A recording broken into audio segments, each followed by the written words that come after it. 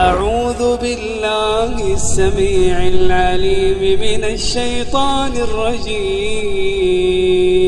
Islamic world T V کے دوستو السلام علیکم. دوستو توبہ کیمپین کی تیسری ویڈیو مطلب کہ گناہ نمبر 3 کے ساتھ آپ کی خدمت میں حاضر ہیں. دوستو اس گناہ کے بارے میں مکمل تفصیل جاننے کے لیے اس ویڈیو کو آخر تک ضرور دیکھیں اور ویڈیو پسند آنے پر ویڈیو کو لائک کریں اور کمنٹ میں ہمیں ضرور بتائیں کہ آپ کو ویڈیو کیسی لگی اور اس ویڈیو کو اپنے دوستوں کے ساتھ زیادہ سے زیادہ شیئر کریں تاکہ زیادہ سے زیادہ لوگ ہماری اس کیمپین کا حصہ بن سکیں اور ان 30 دنوں کے اندر ہم یہ 30 گناہ جو آپ کو بتائے جائیں گے وہ ہم چھوڑ دیں.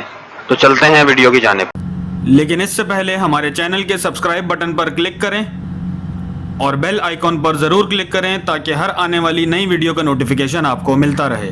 دوستو یہ جو آپ سے نمبر لگا کر جو سیریل وائز میں گناہ آپ کو بتا رہا ہوں تو اس کا بتانے کا مقصد یہ ہے کہ آپ رمضان المبارک کے مہینے کے اندر اس چیز سے ان گناہوں سے توبہ کر لیں. تو اس وجہ سے اس کی سیریل بنائی گئی ہے کیونکہ یہ کوئی چھوٹے اور معمولی گناہ نہیں ہیں, یہ بڑے بڑے گناہ ہیں. بڑے گناہ کی تعریف یہ ہے کہ جس پر جہنم کی وعید ہو, مطلب جہنم کی آگ ہے اس کے اوپر. تیسرے نمبر پر جو سب سے بڑا گناہ ہے وہ ہے والدین کی نافرمانی کرنا. اللہ کے نبی صلی اللہ علیہ وآلہ وسلم سے پوچھا گیا کہ تمام کبیرہ گناہوں میں سے بھی بڑے گناہ کون سے ہیں, تو اس میں آپ نے نماز کے بعد حقوق الوالدین یعنی والدین کے حقوق کے بارے میں بتایا کہ والدین کی نافرمانی بہت بڑا گناہ ہے. والدین کو ستانا اور ان کو پریشان کرنا یہ بھی بہت بڑا جرم ہے ہمارے دین کے اندر. اور یہ بات حدیث شریف سے ثابت ہے کہ جو شخص اپنے والدین کو دنیا میں ستاتا ہے تو حدیث میں آتا ہے کہ گناہوں کی سزا آخرت میں ملے گی, لیکن یہ گناہ ایک ایسا گناہ ہے والدین کی نافرمانی جس کا عذاب اللہ تعالیٰ دنیا میں ہی اس کو دیں گے. تو جن جرائم کی سزا اللہ تعالیٰ دنیا میں دیں گے ان میں سے ایک جرم,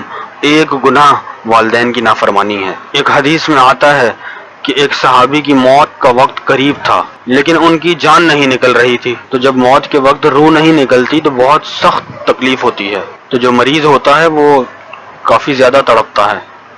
تو ان کے لواحقین کافی زیادہ پریشان تھے کہ ان کی روح کیوں نہیں نکل رہی. بہت زیادہ پریشان ہوئے تو کسی کو خیال ہوا کہ ایسا نہ ہو کہ ان سے کوئی گناہ ہو گیا ہو جس کی وجہ سے اللہ تعالیٰ ان کو یہ سزا دے رہے ہیں. تو صحابہ اکرام کی ایک جماعت نبی کریم صلی اللہ علیہ وآلہ وسلم کے پاس تشریف لے آئی اور صحابہ نے عرض کیا یا رسول اللہ کہ ان صحابی کی روح نہیں نکل رہی. تو اللہ کے نبی صلی اللہ علیہ وآلہ وسلم نے فرمایا کہ ان کی ماں کو بلاؤ. جب ماں کو بلایا گیا تو نبی کریم صلی اللہ علیہ وآلہ وسلم نے ماں سے پوچھا کہ ان کا سلوک تمہارے ساتھ کیسا تھا.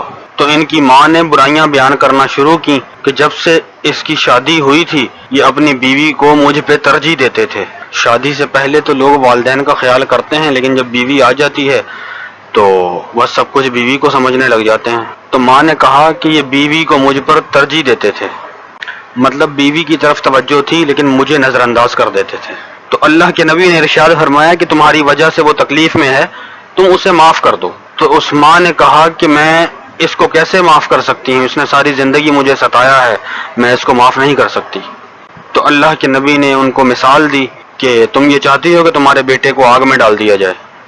اور روایات میں یہ بھی آتا ہے کہ نبی کریم صلی اللہ علیہ وآلہ وسلم نے فرمایا کہ لکڑیاں جمع کرو اور ان کے بچے کو آگ میں پھینک دو. تو کہنے لگی کہ ایک ماں یہ کیسے برداشت کرے گی کہ اس کے بچے کو آگ میں ڈال دیا جائے.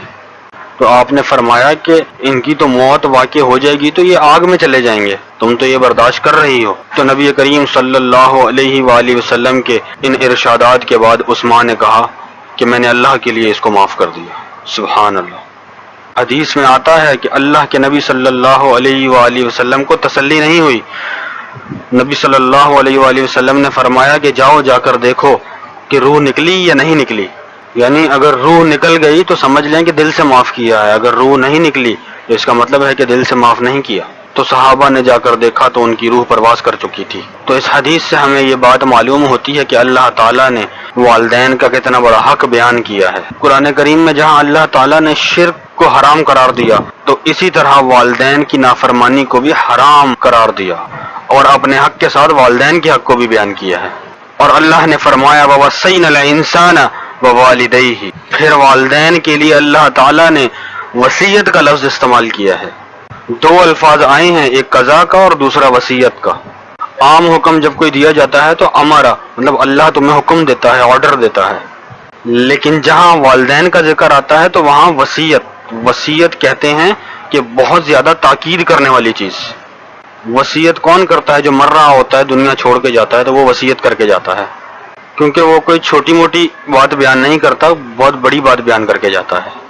تو ایسے ہی اللہ نے وصیت کر دی ہے کہ تمہیں اپنے ماں باپ سے، والدین سے اچھا سلوک کرنا ہے. اور دوسری جگہ اللہ تعالیٰ نے ارشاد فرمایا کہ میرے ساتھ تم نے کسی کو شریک نہیں کرنا اور والدین کے ساتھ اچھا سلوک کرنا ہے. کتنا اچھا سلوک کرنا ہے اس کی بھی وضاحت کر دی کہ دونوں بوڑھے ہو جائیں یا دونوں میں سے کوئی ایک بوڑھا ہو جائے، تم نے ان کے سامنے اف نہیں کرنا.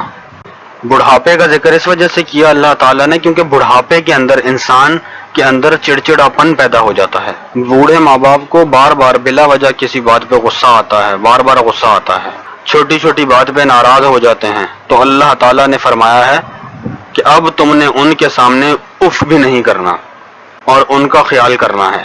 تو جیسے ایک افسر اپنے ملازم کو جھڑک دیتا ہے تو اللہ نے فرمایا تم نے جھڑکنا بھی نہیں ہے، اور فرمایا کہ اتنا بھی کافی نہیں ہے، اس سے بھی والدین کا حق ادا نہیں ہوگا، بلکہ ساتھ ساتھ ان کے لیے دعا بھی مانگنی ہے. وہ ایک دعا ہے رب غفر ورحمہما کما ربیانی صغیرا، مطلب کہ بچپن میں جیسے انہوں نے میرے اوپر شفقت کی، ایسے ہی یا اللہ اب تو ان پر شفقت اور اپنی رحمت فرما، یعنی کہ اب تو ان کو ان کا بدلہ دے جو انہوں نے بچپن میں میرے اوپر احسانات کیے ہیں. اس لیے تمام دوستوں سے گزارش ہے کہ اس کی طرف توجہ دینی چاہیے.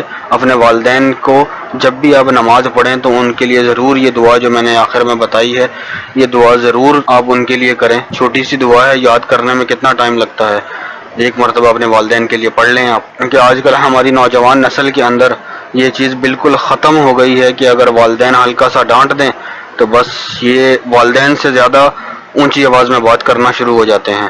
فقہا نے مسئلہ بیان کیا ہے، حدیث سے ثابت ہے یہ مسئلہ کہ نفل نماز میں اگر کوئی مشغول ہے اور والدین اگر اسے آواز دیتے ہیں تو وہ نفل نماز کو توڑ کر والدین کی بات کا جواب دے. یہ مسئلہ حدیث سے ثابت ہے، فقہا نے کتابوں میں لکھا ہے. تو اس سے یہ بات آپ خود اپنے ذہن نشین کر لیں کہ اگر آپ نماز میں نہیں ہیں پھر والدین بلا رہے ہیں اور آپ ان کی بات نہیں سن رہے تو کتنا بڑا جرم ہے، آپ خود اندازہ لگا سکتے ہیں. آج گھروں میں ہم دیکھ رہے ہیں کہ ماں بیٹی کو پکار رہی ہے، بیٹی جواب ہی نہیں دیتی. ٹی وی اور موبائل میں وہ مگن ہے، ماں باپ کی فکر نہیں ہے. یہ موبائل جو ہے نا، موبائل یہ قیامت کے دن آگ کا ٹکڑا ہوگا. جس طریقے سے ہم اس کے اندر گم سم ہو جاتے ہیں، اس کے اندر لگ جاتے ہیں. گھر کے بڑے بلا رہے ہیں، دادا دادی ماں باپ پکار رہے ہیں اور بچیاں ہماری یا ایس ایم ایس میں مشغول ہیں یا ویڈیو گیمز میں لگے ہوئے ہیں. تو دوستو ان چیزوں نے ہماری نوجوان نسل کو تباہ کر دیا ہے. چیز بری نہیں، اس کا استعمال اگر زیادہ کیا جائے جو انسان کو ان حقوق سے ہٹا دے تو وہ اس کا استعمال برا ہے. اگر آپ کے ماں باپ آپ کو بلاتے ہیں تو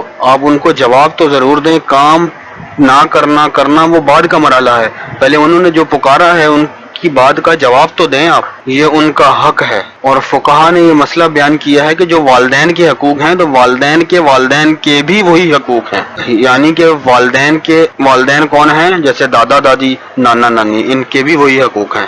یہ بھی اگر آپ کو نماز میں نفل نماز کے اندر پکارتے ہیں تو نماز توڑ دینی چاہیے. تو چونکہ والدین کے ساتھ ہمیں طویل عرصے کے لیے رہنا ہوتا ہے، جس انسان کے ساتھ طویل عرصے کے لیے انسان رہتا ہے کوئی نہ کوئی اونچی نیچی بات ہو جاتی ہے، کبھی انسان غصے میں کچھ بول دیتا ہے تو اللہ تعالیٰ نے ارشاد فرمایا ہے توبہ کا دروازہ کھلا ہوا ہے، معافی مانگ لیں. معافی مانگ لینے کا مقصد یہ نہیں کہ آپ معافی بھی مانگتے رہیں اور ادھر والدین کو بھی آپ نے باتوں پہ باتیں سنائے جا رہے ہیں. اس کا مطلب ہے کبھی کبھار آپ کے ساتھ ہو جائے کہ آپ کبھی کبھار اونچی آواز میں بات کرتے ہیں. اونچی آواز میں بات کرنا اور غصے کے ساتھ عجیب پاگلوں کی طرح باتیں کرنا، اور دونوں میں فرق ہوتا ہے. بے شک اللہ تعالیٰ غفور الرحیم ہے، توبہ کرنے والوں کو اللہ پاک معاف فرماتے ہیں. اس لیے اللہ تعالیٰ نے فرمایا توبہ کرو اور آئندہ کے لیے اصلاح کی کوشش کرو. تو پھر اگر غلطی ہو جائے تو توبہ کرو، مطلب اس میں ہمیں مایوسی سے اللہ تعالیٰ نے بچایا ہے. تو اس لیے ہمیں اس چیز کا بہت زیادہ خیال کرنا چاہیے. آج کل تو لوگ خیال نہیں کرتے، پرانے زمانے کے اندر لوگ اپنے والدین کا بہت احترام کیا کرتے تھے. آج کل اس چیز کا کوئی خاص خیال نہیں کیا جاتا. تو جیسے ان سے بدتمیزی کرنا ایک بہت بڑا جرم ہے، ایسے ان کی خدمت کرنے پر بھی اللہ پاک نے بہت بڑا اجر رکھا ہے. حدیث میں آتا ہے کہ جس نے بڑھاپے میں اپنے والدین کو پایا اور ان کی خدمت کر کے جنت نہ کمائی